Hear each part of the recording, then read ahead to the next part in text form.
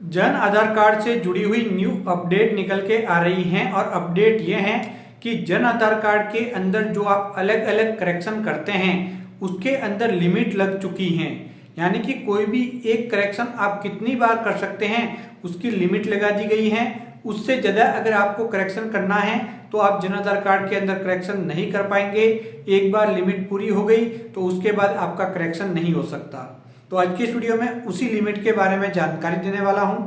साथ ही साथ जो लिमिट तो लगाई गई है लेकिन जो एसएसओ पोर्टल के माध्यम से आप करेक्शन करते हैं उसके अंदर भी आपको टोकन देना होगा, यानी कि वहां पे टोकन कटेगा।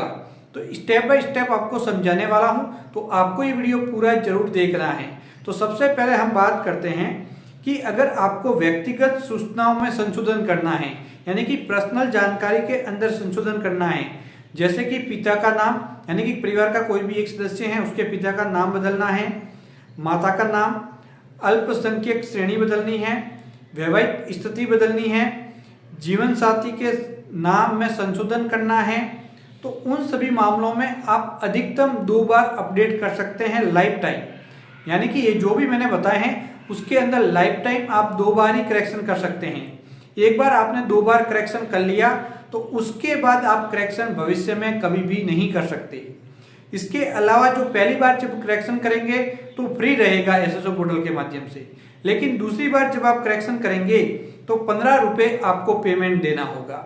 इसके अलावा शिक्षा या फिर आय का विवरण संशोधन या फिर अपडेट करते हैं तो इसके अंदर एक वित्तीय वर्ष यानी कि 1 साल के अंदर 2 बार आप अपडेट कर सकते हैं। पहली बार फ्री रहेगा और दूसरी बार 25 रुपये का टोकन कटेगा एसएसओ पोर्टल से जब भी आप अपडेट करेंगे। इसके अलावा बैंक का विवरण है तो वह भी एक वित्तीय वर्ष में यानी कि 1 साल के अंदर 2 बार अपडेट कर सकते हैं। पहली बार फ्री है और दूसरी बार के अंदर 40 रुपये का टोकन कटेगा।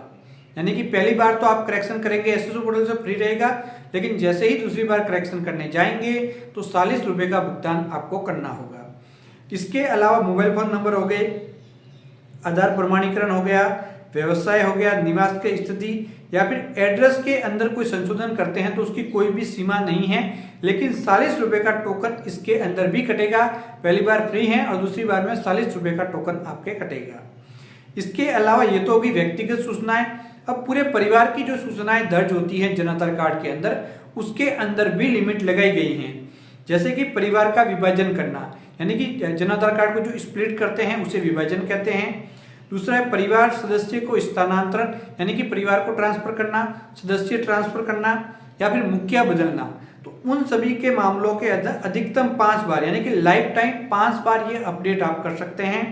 प्रथम बार फ्री है, दूसरी बार 25 रुपये लगेगा और अधिकतम 5 बार आप संशोधन कर सकते हैं। उसके बाद भविष्य में कभी भी आप संशोधन नहीं कर सकते।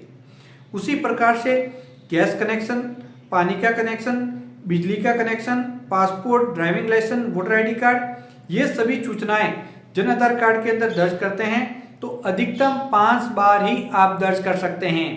5 बार ये जो भी डिटेल है, तो जब भी डिटेल अपडेट करें तो ध्यानपूर्वक करें, सभी जानकारी आपके पास मौजूद हो तभी अपडेट करें।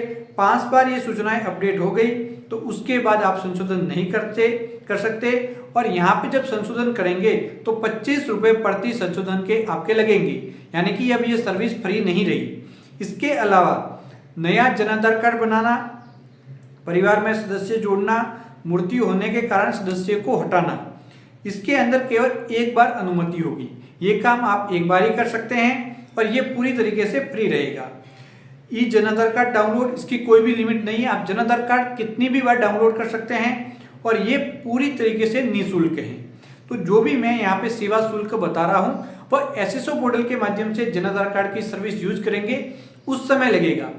ई मित्र पे जो पुराना तरीका था वही रहेगा। हो सकता है कि इनको एक्स्ट्रा ऐड किया जाए या फिर नहीं किया जाए, लेकिन अब फिलहाल के लिए एसएसओ के अंदर ये बताया गया है। तो ये लिमिट है, ये तो सब जगह पे रहेगी, आप चाहे एसएसओ पोर्टल से करें या फिर ई मित्र से करें, लेकिन जो सेवा शुल्क है वो एसएसओ पोर्टल के लिए ये बताया गया है। तो इस बात का ध्यान होना चाहिए। तो भविष्य में काम करना अब आसान नहीं रहेगा। आपको ध्यान रखना है। पहले आसानी से आप जन आधार कार्ड के अंदर कई बार करेक्शन कर लेते थे, कई बार एक बार करेक्शन कर लिया, बैंक खाते के अंदर गड़बड़ हो गई, दूसरी बार करते थे। लेकिन अब ऐसा नहीं रहेगा, आपको हर एक जानकारी सही होने की दिशा में। कई बार क्या होता है, करेक्शन करने जा रहे, सर्वर डाउन हो गया, आपका करेक्शन कंप्लीट हो गया, लेकिन जो पूरा करेक्शन करना था वो नहीं हुआ, तो हो सकता है कि वहां लिमिट लग जाए, फिर आप समस्या में पड़ जाए। तो अब आपको ज्यादा ध्यानपूर्वक काम करना होगा सभी ई-मित्र कियोस्क के लिए। तो इसीलिए वीडियो बना के जानकारी दी, जिससे कि आपको कंप्लीट जानकारी मिल पाए और ई-मित्र पे काम करने के दौरान कोई भी समस्या आपको ना आए। तो जानकारी अच्छी लगी हो तो चैनल को सब्सक्राइब करके ऑल नोटिफिकेशन ऑन करना बिल्कुल आपको नहीं भूलना है। तो बाय बाय।